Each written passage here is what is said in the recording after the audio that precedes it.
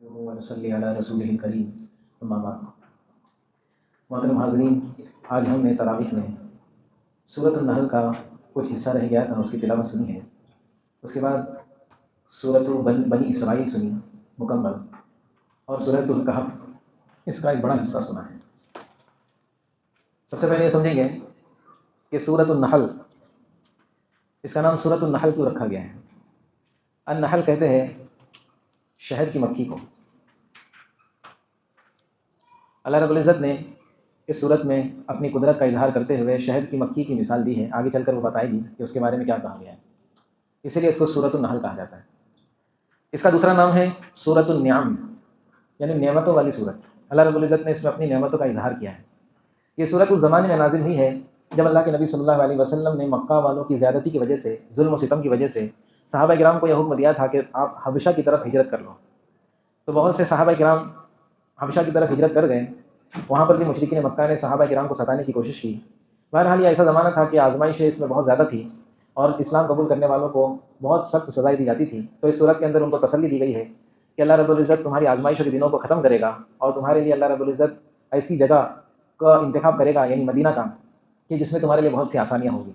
तो सबसे पहले अल्लाह रब्बुल इज़्ज़त ने मुशरिकीन मक्का की एक डिमांड को यहाँ पर जिक्र किया है। मुशरिकीन मक्का मजाक उड़ाते हुए अल्लाह के नबी सल्लल्लाहु अलैहि वसल्लम से कहते थे कि अगर तुम ये कहते हो कि तुम सच्चे हो, तुम्हारा रब सच्चा है, तो फिर हम पर अज़ाब क्यों नहीं ले आते, अज़ाब ले आओ। तो इसी को अल्लाह रब्बुल इज़्ज़त ने शुरू की आयत में जिक्र किया कि जिस अज़ाब के मुतालिक ये लोग जल्दबाजी करते हैं, तो अगर इनकी यही हालत रही, ऐसे ही ये हठ धर्मी करते रहे, तो अज़ाब गोया इनके ऊपर आ चुका है। अगर दुनिया में ना भी इनको अज़ाब दिखाया जाए तो अल्लाह रब्बुल इज़्ज़त आखिरत में इनको बड़े अज़ाब से इनका सामना होना है, और आखिरत झटके में कब आएगी इनको पता भी नहीं चलेगा। इसी का जिक्र अल्लाह रब्बुल इज़्ज़त ने यहाँ पे किया है। इसी तरह अल्लाह रब्बुल इज़्ज़त ने इंसान की हकीकत बताया, इंसान को झिंझोड़ा है कि तू इस बात पर तो गौर कर कि तू बना किससे है। जो इंसान जो अल्लाह की नाफरमानी करता है, अल्लाह के सामने बगावत करता है, शिर्क और कुफ्र करता है, अल्लाह का खाता है, अल्लाह का पीता है, उसके बावजूद अल्लाह के साथ दूसरों को शरीक करता है, तो अल्लाह रब्बुल इज़्ज़त ने उसकी हैसियत और उसकी औकात को बताया है कि अल्लाह रब्बुल इज़्ज़त ने एक मनी के कतरे से तुझको पैदा किया है, तो फिर तेरे अंदर इतनी अकड़ क्यों है। इस बात को अल्लाह रब्बुल इज़्ज़त ने यहाँ पे समझाया। इसी तरह अल्लाह रब्बुल इज़्ज़त ने एक नेमत का यहाँ पर जिक्र किया है कि ये जो घोड़े हैं, गधे हैं, जिस पर उस ज़माने में सवारी हुआ करती थी, ये सब अल्लाह रब्बुल इज़्ज़त ने पैदा किया है। ये किसने पैदा किया सवारियों को। और एक चीज़ अल्लाह रब्बुल इज़्ज़त ने यहाँ पर बताई कि और भी बहुत सारी सवारियाँ आगे चल कर के अल्लाह रब्बुल इज़्ज़त बनाएगा जिसको तुम अभी नहीं जानते। तो देखो हमने क्या कर लिया, ये सुन लिया, भाई इधर जो बैठे हुए वो इधर ही बैठे, ध्यान न दें, बाहर जो हो रहा है वो देख लेंगे वो लोग। तो सवारी के मुतालिक अल्लाह रब्बुल इज़्ज़त ने फरमाया कि जो सवारी है आगे चलकर अल्लाह रब्बुल इज़्ज़त और बहुत सारी सवारियाँ बनाने वाला है। तो देखो रेल बन गई और इसी तरह एरोप्लेन बन गया। उस ज़माने में किसी ने सोचा भी नहीं होगा, लेकिन अल्लाह रब्बुल इज़्ज़त ने अपनी कैसी कुदरत से उसको बनाया है। और आइंदा, यानी अब हमारे लिए भी आइंदा का लफ्ज़ है कि आइंदा और क्या क्या अल्लाह बनाएगा वो हम नहीं जानते।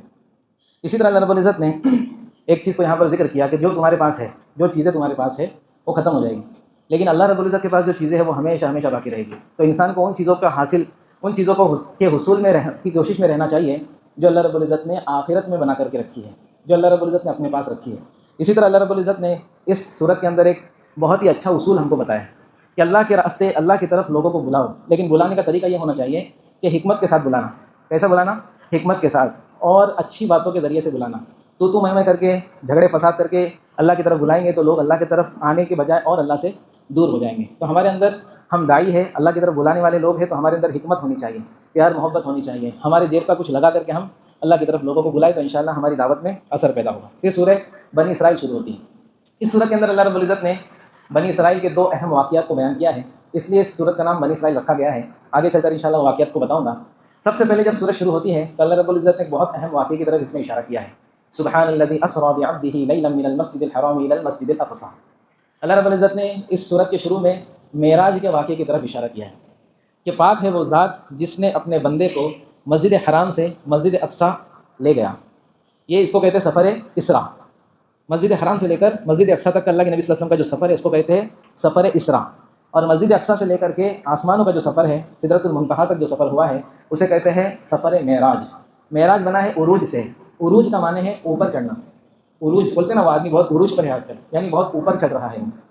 तो बहरहाल अल्लाह रब्बुल इज़्ज़त ने सूरत के अंदर सफ़र मेराज, सफ़र इसरा के मुतालिक ज़िक्र किया है।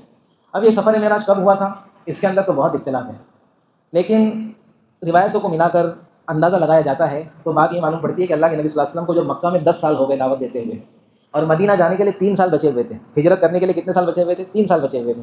اور بڑے بڑے حادثات اللہ کے نبی صلی اللہ علیہ وسلم کے ساتھ ہوئے تھے. اللہ کے نبی صلی اللہ علیہ وسلم کے جو سہارے تھے بظاہر دنیاوی، آپ صلی اللہ علیہ وسلم کے چچا حضرت خدیجہ رضی اللہ عنہا، جو اللہ کے نبی صلی اللہ علیہ وسلم کی سب سے پہلے اہلیہ محترمہ تھی، اور بہت اللہ کے نبی صلی اللہ علیہ وسلم کو انہوں نے سپورٹ کیا تھا. اور اسی طرح اللہ کے نبی صلی اللہ علیہ وسلم کو انتہائی قسم کی شدید قسم کی تکلیفیں مشرکین مکہ اس وقت تک دے چکے تھے، گویا محدثین کہتے ہیں اللہ کے نبی صلی اللہ علیہ وسلم اندر سے بالکل ٹوٹ چکے تھے. تو اللہ رب العزت نے تسلی کے لیے معراج کا سفر کروایا، اور ایسی ایسی اپنی نشانیاں دکھائی کہ اس سے پہلے کسی کو وہ نشانیاں نہیں دکھائی تھیں. جب سفر شروع ہوا ہے سفر معراج، تو اللہ رب العزت نے براق کا انتظام کیا. براق کہتے ہیں ایسی سواری کو، روایت کے اندر حدیث کے اندر اس کی صفات آتی ہے. براق جو جانور اللہ کے نبی صلی اللہ علیہ وسلم کے لیے خاص طور پر اس سفر کے لیے جو سواری تیار کی گئی تھی، وہ براق جو ہے اس کی تیزی کے متعلق محدثین کہتے ہیں کہ اس کا ایک قدم یہاں پر رہتا ہے اور دوسرا قدم منتہائی نظر پر، یعنی ہماری نظر جہاں جا رہی ہے وہاں پر وہ دوسرا قدم رکھتا ہے. تو اللہ رب العزت نے ایک ہی رات کے اندر، رات کی کچھ گھڑی کے اندر، اتنا لمبا جو سفر اللہ کے نبی کو کروایا وہ براق پر کروایا ہے. لہٰذا اللہ کے نبی صلی اللہ علیہ وسلم پہلے بیت المقدس گئے، بیت المقدس کے اندر انبیاء کرام کی امامت کروائی، پھر آسمانوں کا سفر ہوا، ہر آسمان کے دروازے کھلتے گئے اللہ کے نبی صلی اللہ علیہ وسلم کے لیے، اور ہر آسمان پر کوئی نہ کوئی نبی سے ملاقات ہوئی. آخر میں حضرت موسیٰ علیہ السلام سے ملاقات ہوئی ہے، پھر اللہ رب العزت سے ملاقات ہوئی، اور اللہ رب العزت نے بہت سارے تحائف اللہ کے نبی صلی اللہ علیہ وسلم کو دیے ہیں، جس میں ایک تحفہ یہ بھی تھا جو ہم 5 وقت کی نمازیں پڑھتے ہیں. ہم سب جانتے ہیں، مشہور چیز ہے کہ اللہ رب العزت نے پہلے 50 وقت کی نمازیں دی تھی، یعنی 24 گھنٹے کے اندر اگر 50 وقت کی نماز مانی جائے اور ایک نماز آدھے گھنٹے کی پکڑ لو سنت وغیرہ سب پڑھ کے، تو پورے 24 گھنٹے ہمارے اسی میں جاتے تھے. لہٰذا حضرت موسیٰ علیہ السلام، جن کا ہم شروع سے تذکرہ سن رہے ہیں، بنی اسرائیل نے ان کو کتنا حیران کیا تھا، کیسی کیسی عجیب عجیب ان کو سوالات کیے، کیسی کیسی آزمائشیں کی. تو حضرت موسیٰ علیہ السلام کو پتا تھا کہ امتوں کو کس طرح جھیلا جاتا ہے.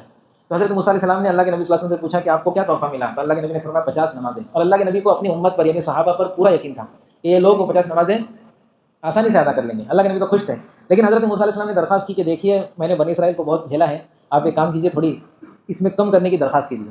تو حضرت موسیٰ علیہ السلام بھی بڑے عظیم و شان پیغمبر ہیں. اللہ کے نبی صلی اللہ علیہ وسلم نے ان کی درخواست پر اللہ رب العزت سے درخواست کی کہ تھوڑی نمازیں اس میں تھوڑی تخفیف کر دی جائے، اس میں تھوڑا کم کر دیا جائے. تو کچھ نمازیں کم ہو گئی، کچھ گنتی کم ہو گئی. پھر موسیٰ علیہ السلام کے پاس آئے، کہنے لگے کتنی رہی؟ بولے اتنی رہی. اس طرح سے 2-3 بار مرتبہ ایسا ہوا. آخر میں اللہ رب العزت نے کہا کہ ٹھیک ہے اے محمد صلی اللہ علیہ وسلم، ہم نے آپ کی امت پر 5 نمازوں کو فرض کیا ہے، جو بھی اس کی پابندی کرے گا ہمارے ذمہ ہے کہ ہم اس کو اپنی طرف سے 5 انعامات دیں گے. تو بہت سارے انعامات ہیں، لیکن سب سے پہلی چیز یہ ہے کہ اللہ رب العزت نے اس نماز کو ذمہ داری کہا ہے، یہ اللہ کا حق ہے ہمارے اوپر. لہٰذا اللہ کے نبی صلی اللہ علیہ وسلم جب واپس وہاں سے گزرے تو حضرت موسیٰ نے کہا کتنی بچی؟ تو فرمایا 5. فرمایا اس میں بھی کچھ؟ تو اللہ کے نبی فرمایا نہیں، اس سے میں کم نہیں کروا سکتا.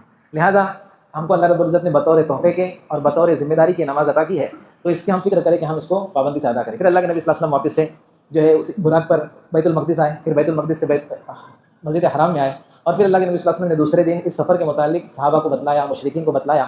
لیکن مشرکین نے اس کو جھوٹا سمجھا، اس کو غلط مانا، اور بہت سارے لوگوں نے اس کو سچا بھی مانا. لہٰذا اللہ رب العزت نے جن لوگوں کے دل میں خشوع تھا، جن لوگوں کے دلوں میں اللہ اس کے رسول کا ایک محبت تھی، یقین تھا، ان کو اس واقعے کے ذریعے سے اللہ رب العزت ہدایت دی. اور جن لوگوں کے دل میں گڑبڑ تھی، مرض تھا، نفاق تھا، وہ اس واقعے کے ذریعے سے گمراہ ہو گئے. بہرحال یہ جو معراج کا واقعہ، اس کی مختصر سی تشریح اور تفصیل تھی. اسی طرح اللہ رب العزت نے سورت کے اندر ماں باپ کے متعلق کہا کہ ماں باپ اگر بوڑھے ہو جائے تو تم ان کو اف بھی نہیں کہہ سکتے. سب سے پہلے اللہ رب العزت نے فرمایا وَقَضَىٰ رَبُّكَ أَلَّا تَعْبُدُوا إِلَّا إِيَّاهُ وَبِالْوَالِدَيْنِ إِحْسَانًا. تیرے رب نے فیصلہ کر دیا ہے کہ تو اللہ کے سوا کسی کی عبادت نہ کرے.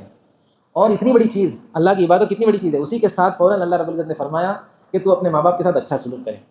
وَبِالْوَالِدَيْنِ إِحْسَانًا. اور ان میں سے کوئی بڑھاپے کی حالت کو پہنچ جائے، ان کی کوئی بات تجھے ناگوار گزرے. اکثر دوستو آدمی جب بچہ ہوتا ہے، چھوٹا ہوتا ہے، جیسے ہم بچپن میں چھوٹے تھے، تو ہم نے اپنے ماں باپ کو کسی آزمائشوں میں ڈالا ہوگا، ہم کو نہیں پتا. ہماری ماں نے رات کو جب ہم پیشاب کرتے تھے بستر میں، تو وہ خود وہاں پر گیلے میں سو کے ہم کو سوکھے میں سلاتی تھی. ٹھنڈی میں خود اس اوڑھنا اگر کسی کے پاس نہ ہوتا تو اس کو اوڑھ کر خود جو ہے ٹھنڈی برداشت کرتی تھی. بار بار جو ہے بچے کے لیے دودھ پلانا، رات رات بھر جاگنا. جب ہم ماں باپ بنیں گے، پیرنٹ بنیں گے نا، تب ہم کو سمجھ میں آئے گا کہ ہمارے ماں باپ نے ہمارے لیے کیا کیا کیا ہوگا. لیکن اس کے باوجود پورا سمجھ میں نہیں آئے گا، کیونکہ آج کل بہت سہولیات ہیں. جیسے ایک مثال دے دو آپ کو، آج کل ڈائپر چلتا ہے. اس زمانے میں ڈائپر نہیں تھا، بچہ رات میں 10 بار پیشاب کرتا تھا اور ماں 10 بار صاف کرتی تھی. آج کل کے ماں باپ ڈائپر پہنا دیتے ہیں اور رات بھر کی چھٹی ہو جاتی ہے. تو ابھی بھی ہم کو سمجھ میں نہیں آئے گا ہمارے ماں باپ نے ہمارے لیے کیا کچھ نہیں کیا ہوگا. بہرحال اس کے لیے اللہ رب العزت نے ان کا حق بھی بڑا رکھا ہے کہ ان کی کوئی بات ناگوار گزرے تو ان کو اف تک نہیں کہنا. اللہ رب العزت نے یہ اف جو ہے یہ بہت چھوٹی چیز ہے، اف تک کہنے کو منع کیا ہے. لیکن اللہ معاف کرے دوستو، آج ہم میں سے بعض لوگ بہت ہی خطرناک طور پر اپنی آخرت کو برباد کرنے کے چکر میں ہیں، اور ماں باپ کو بعض لوگ جو ہے دھکے مارتے ہیں، برا بھلا کہتے ہیں، گالیاں دیتے ہیں. اللہ ایسی اولاد سے حفاظت فرمائے. دوستو یہ کچھ نہیں کر رہے ہیں، یہ اپنے لیے جہنم کا راستہ بھی آسان کر رہے ہیں. اور ایک بات ضرور دھیان میں رکھنا کہ اللہ کے نبی نے فرمایا کہ ماں باپ کو تکلیف دینا، ماں باپ کو ستانا ایسا گناہ ہے کہ اس کی آخرت میں سزا ملتی ہی ملتی ہے، دنیا میں بھی اللہ رب العزت اس کی سزا دیتے ہیں. یعنی جو اپنے ماں باپ کو ستائے گا، ماں باپ کی نافرمانی کرے گا، ان کا دل دکھائے گا، اس کی اولاد اس سے زیادہ اس کے ساتھ ایسا معاملہ کرے گی. لہٰذا ہم سب اس کی فکر کریں, جن کے ماں باپ حیات ہیں ان کی خدمت کریں, اور جن کے ماں باپ حیات نہیں ہے تو اللہ کے نبی نے وہ بھی بتا دیا کہ اگر کوئی نافرمان تھا بچہ, اس کے ماں باپ کا انتقال ہو گیا تو وہ بھی ابھی فرما بردار بن سکتا ہے. ان کے لیے دعائیں کر کے, ان کے دوستوں سے, ان کے ملنے جلنے والوں سے, ان کے رشتہ داروں سے اچھا سلوک کر کے اس کے پاس بھی آپشن ہے کہ وہ اگرچہ وہ نافرمان تھا لیکن اب بھی وہ فرما بردار بن سکتا ہے. اللہ اس کے لیے ہم سب کو جو ہے توفیق عطا فرمائے. اسی طرح اللہ رب العزت نے سورت کے اندر فضول خرچی سے روکا کہ فضول خرچی کرنے والے, اسراف کرنے والے یہ شیطان کے بھائی ہیں. یعنی بیجا خرچ کرنا, خرچ بھی کرنا ہے تو جہاں خرچ کرنے کی جگہ ہے وہاں پر خرچ کرنے کو اللہ نے کہا ہے. فضول خرچی کرنا فرمایا شیطان کے بھائی لوگوں کا کام ہے, یہ شیطان کے ساتھ رہنے والوں کا کام ہے. اسی طرح اللہ رب العزت نے فرمایا زنا کے قریب بھی نہ جاؤ, یہ بہت ہی خطرناک چیز ہے. ہر ایک چیز کی دوستوں بڑی تشریح ہو سکتی ہے لیکن ہمارے پاس وقت کم ہے تو مختصر میں ہم سمجھتے چلیں. اسی طرح اللہ رب العزت نے حکم یہاں پر یہ دیا کہ زبان کی حفاظت کرو. زبان ایسی چیز ہے اس کے ذریعے سے شیطان آپس میں لڑائیاں کروا دیتا ہے. زبان ایسی چیز ہے, دیکھو ہر لڑائی کے پیچھے آپ کو جو مین کردار ملے گا وہ زبان کا ملے گا. زبان بہت خطرناک چیز ہے. اس کے لیے حضرت ابوبکر صدیق رضی اللہ عنہ زبان کو پکڑ کے ایسا ہلاتے تھے اور کہتے تھے تو خاموش رہے, تیری وجہ سے میں مصیبت میں اور تکلیف میں آ جاؤں گا. مختلف روایت ہے اس کے بارے میں. اس لیے دوستوں ہم زبان کی حفاظت کریں. زبان ایسی چیز ہے کہ اس سے اگر اچھا کلمہ نکلتا ہے, کلمہ طیبہ اور کلمہ شہادت, اللہ کو راضی کرنے والا کوئی کلمہ نکلتا ہے تو بہت بڑی جنت ملتی ہے. اور زبان ایسی چیز ہے اس سے کوئی اللہ کی ناگواری والا کلمہ نکلتا ہے, اللہ کے نبی نے فرمایا کہ وہ اس کو چھوٹا سمجھتا ہے لیکن جہنم میں مشرق سے مغرب تک کی دوری کے مسافت کے وقت اس کو پھینک دیا جاتا ہے. تو ہم سب اس کا پکا ارادہ کریں دوستوں کہ زبان کی حفاظت کریں گے اس کی فکر. سورہ کہف میں پڑھی گئی ہے, انشاءاللہ اس کے متعلق ہم کل بیان کریں. اللہ رب العزت ہم سب کو سننے کا توفیق. سبحان اللہ.